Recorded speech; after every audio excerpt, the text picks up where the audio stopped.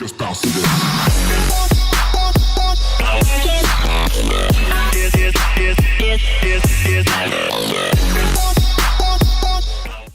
Yeah, there you go. How are you? Doing well. How are you this morning? I'm good. I'm good. Thanks for joining. Yeah. Sorry I'm a little bit late. That's okay. That's okay. No worries. How are things? Very good. So Cool. going as well as I think they can be. So that's all I can ask for. Yeah. Yeah. Cool. Let me do something real quick and then we'll just jump right in. Okay. Um, there you go. Cool. Well, yeah, like I said in the message, I didn't want to take too long on this. I just kind of wanted to, spend 10, 15 minutes, maybe 20 minutes and kind of just learn about you and your business and kind of what you're going through. Everyone's going through some really weird times right now. And everyone's battling it differently, right? Yeah. Sorry, I'm just trying to fix the light. No, you're good. And then everyone's business is different. So everyone obviously battles it differently and reacts differently and adjusts differently. So just kind of trying to get the idea and the mindset of different business owners and local entrepreneurs and talk through that and just see if there's something we can learn from different business owners. Yeah. Cool. So who is Megan Brown? Who is Megan Brown? Man, what a question. I've always been called an enigma for one. So I'm a bit of a unique individual. And that comes to play in my marketing as well. So I'm a numbers person.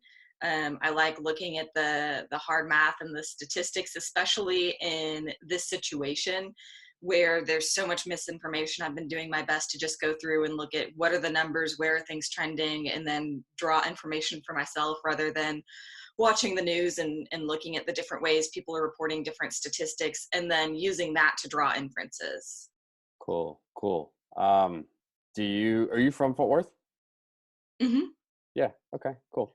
Do you ever find yourself, sometimes numbers people, they can get overwhelmed or find themselves diving way too deep and just be like, oh, I got to step back for a minute. And do you ever find yourself in that situation? Yeah, I absolutely do. You're completely right. There is a limit to where you need to draw that line. And sometimes it's hard to find that limit because it can just be a giant rabbit hole, especially with the amount of data available these days. Just diving deeper and deeper and comparing everything and looking into it. And sometimes I'll spend a whole afternoon and I'm like, I didn't get anything done. All I did was look at all of this stuff. Yeah. And so it is hard to kind of figure out, okay, where do I stop? Where do I start? What does that look like? Yeah. Cool. But it's all really important information. All that data is so important. And do you find that some clients value it more than others?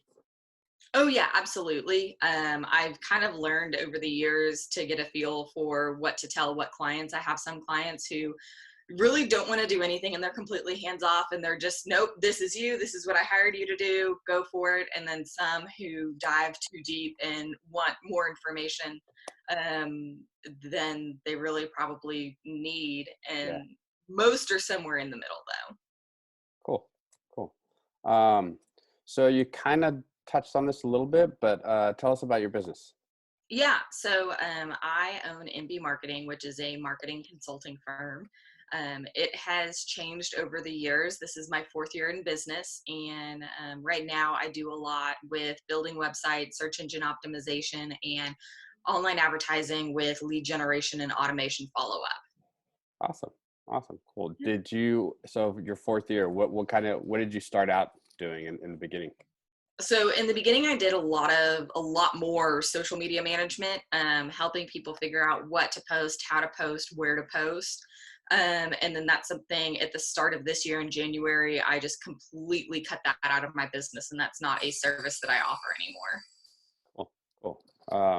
And how did so you got into the business with kind of social media management and that's, one of your first service offerings, but how did you get into it and how did you decide to launch your own business and take that route? My usual answer to that is just why not? Yeah.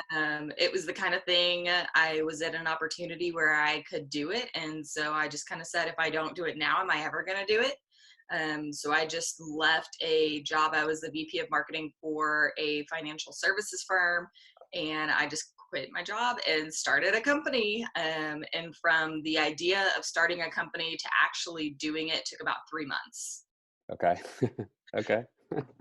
And best decision ever? Yeah, so far. Ask me again in another 4 years, but so far I love it, and I don't think I could ever go back to a normal 9 to 5 or Yeah. having a boss telling me what to do. Yeah. So on that note, what do you love most about what you do?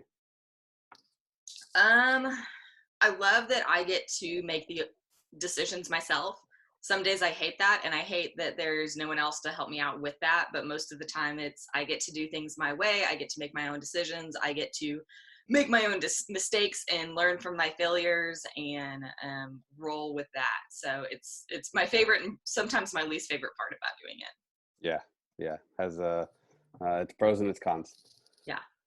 Um, cool. So, that's kind of a little bit of background on you and your business and how you got into it. And I talked about it in the beginning of this interview. We're all in this unprecedented time right now, and I keep telling, just friends and colleagues that I work with that this is going to forever change us.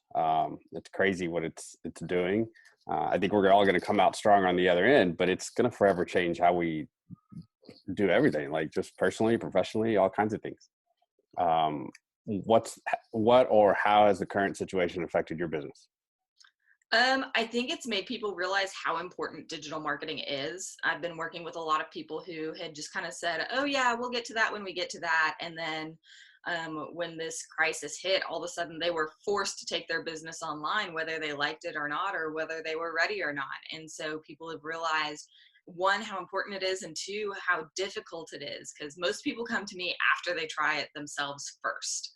And it's not something that you can just easily do. You can easily do it, but you can't easily do it well, and you end up wasting a lot of money trying to do it yourself. And so people are just realizing how important a good website is, how important it is to be found online and to be able to operate with an online platform. And so I think that's something that going forward, people hopefully won't put it off as much as they did before. Yeah. Yeah. Yeah, I can imagine what the Zoom offices have been like the last 4 weeks, 5 weeks. Yeah. Because just everything's been online. And is there anything you'll be changing moving forward as a result of COVID-19 or this situation? Um, It really hasn't changed how I do business a lot. I work digitally most of the time, and I have clients I've been working with for years that I've never even met. I think some of it will change as far as, just planning and knowing that this is a possibility whenever we're trying to put things together and encouraging people to do more of their stuff online and make more things available online. Um, and doing more Zoom meetings and more phone calls rather than in-person meetings. Yeah. Yeah.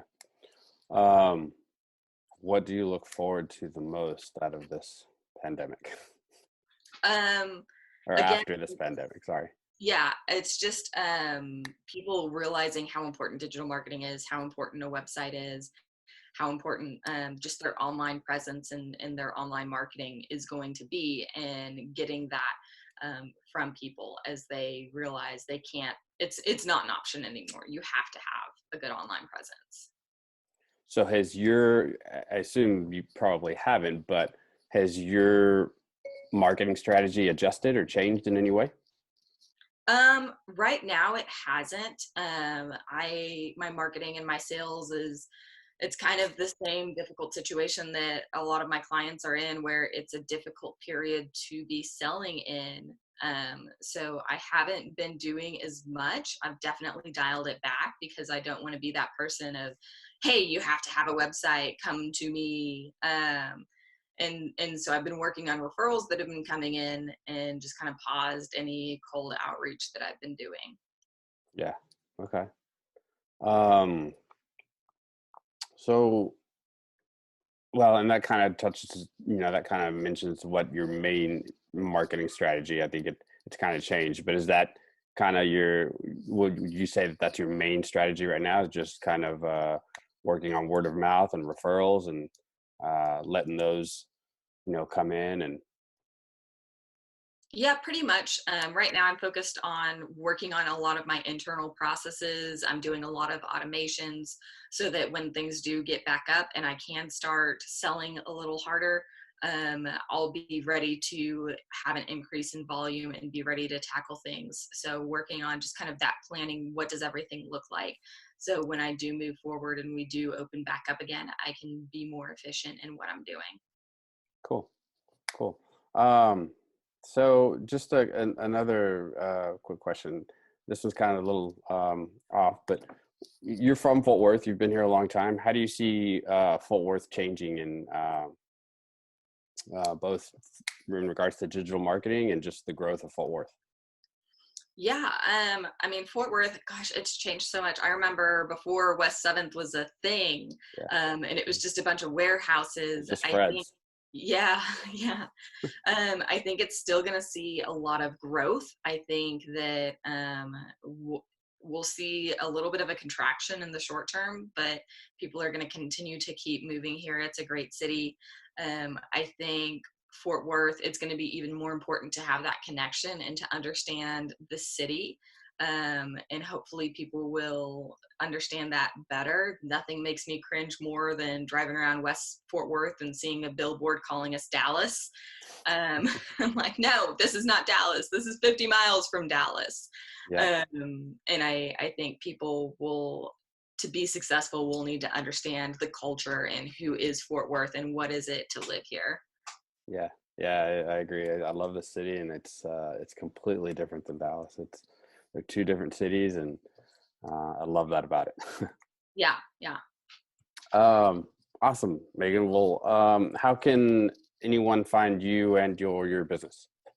Yeah, so you can find me online. I'm in the process of revamping my website, but no matter where we are in that process, you can type in MB Marketing, like Megan Brown, MB Marketing LLC.com, and find me there. Okay, cool. And Facebook page? Do you have Facebook? Yeah, same thing on Facebook, MB Marketing LLC. My rarely used Twitter page is MB Marketing LL. I think it's MB Marketing FW actually. Okay. And pretty much just type it in and you should be able to find me. Cool. Is there anything else that you'd like to tell us about your business? I don't know. I get to work with my dog. He's sitting right here. That's what I'm doing, is petting him because he's right underneath my feet all the time. That was always one of my biggest things, is I wanted to be able to work with my dog, and his name's Tank. Most people have met him. He's pretty sweet. And that's my joy. Is he a barker when people come to the door? Yeah. Okay. He'll bark when people come to the door. Let's see. He's right there. Tank baby. Yeah. Say hi. Yeah, we have a little puppy too, and she's a yapper, and when people come to the door, she goes crazy, and I just hope that it usually doesn't happen when I'm on a Zoom call like this. Yeah. So. Cool. Megan, well, thank you very much. I appreciate your time. It was great to learn about MB Marketing, and again, I appreciate it. Yeah, thank you. You have a great day. Thanks, Megan. You too. Bye-bye. Bye. Just bounce to this.